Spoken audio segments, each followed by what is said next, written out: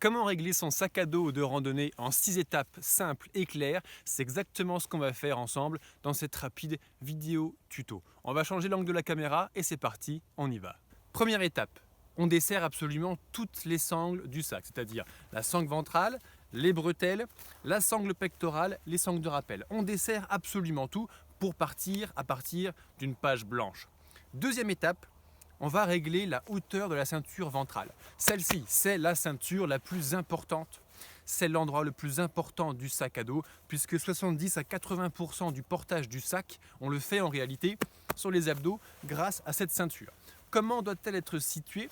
Elle doit porter en fait sur les crêtes iliaques, qui sont les os des hanches qu'on a sur le côté. Donc elle repose sur ma crête iliaque, un peu sur les abdos. Parfait. Là, on serre pour pouvoir avoir un bon maintien et porter la majorité du poids de son sac, à nouveau ici. Troisième étape, on va régler la ceinture ventrale. Une fois qu'on a bien mis la hauteur, on serre pour verrouiller à cet endroit-là.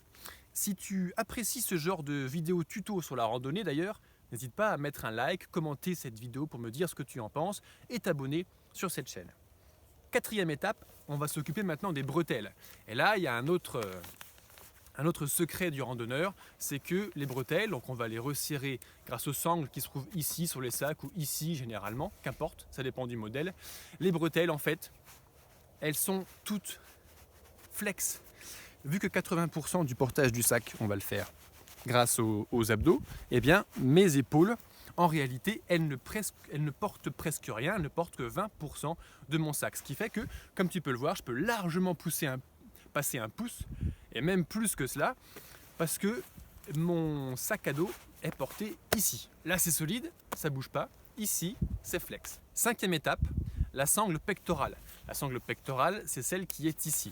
Alors, ce n'est pas la sangle la plus importante. La plus importante, à nouveau, c'est la ventrale, mais elle apporte une vraie valeur ajoutée, donc je t'invite quand même à la mettre.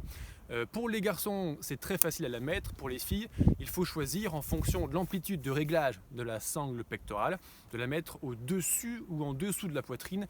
Et en général, mesdames, mesdemoiselles, vous le mettez plutôt au-dessus de la poitrine. Sixième et dernière étape, les sangles de rappel. Les sangles de rappel, ce sont les sangles qu'il y a derrière, ici. À quoi servent-elles? Concrètement, quand je marche, habituellement à plat, pour être en situation plus confortable de portage de mon sac, je ne les serre pas. Par contre, quand arrive un moment où il y a un passage technique, un pierrier, un dévers, un dénivelé important, que j'ai besoin d'être bien en contrôle de mon centre de gravité et que mon sac fasse corps avec moi afin qu'à chaque mouvement il me suive sans jeu, alors je serre la sangle de rappel qui est juste ici. La même chose de l'autre côté.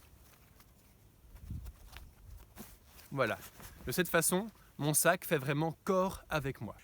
Ce petit tuto est un extrait de la formation Bien choisir et bien utiliser son matériel de randonnée, dont tu trouveras un petit peu plus d'informations dans le lien juste en dessous de cette vidéo. En attendant, je te remercie de l'avoir visionné, je te souhaite une excellente journée et à très bientôt. Ciao!